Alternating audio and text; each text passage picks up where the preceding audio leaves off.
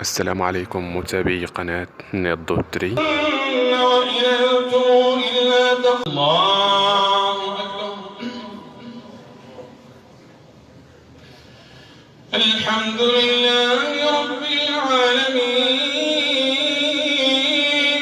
الرحمن الرحيم ملك يوم الدين إياك نعبد وإياك نستعين اهدنا الصراط المستقيم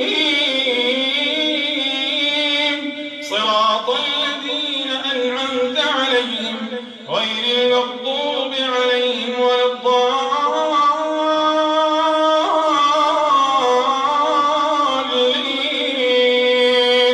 آمين. فإن كذبوك فقل ربكم ذو رحمة واسعة ولا يرد بأسه عن القوم المجرمين.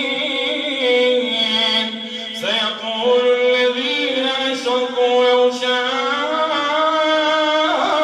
الله ما أشركنا ولا آباؤنا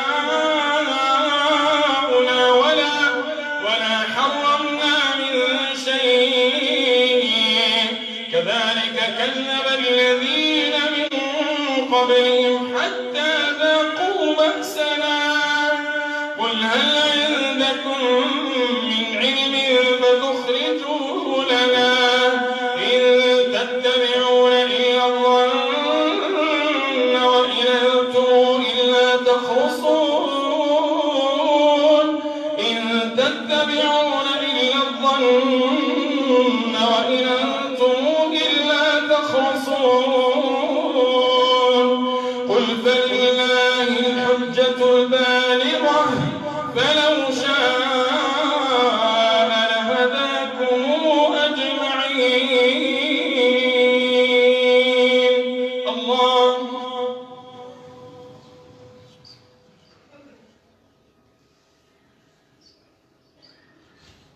سمع الله لمن حمده.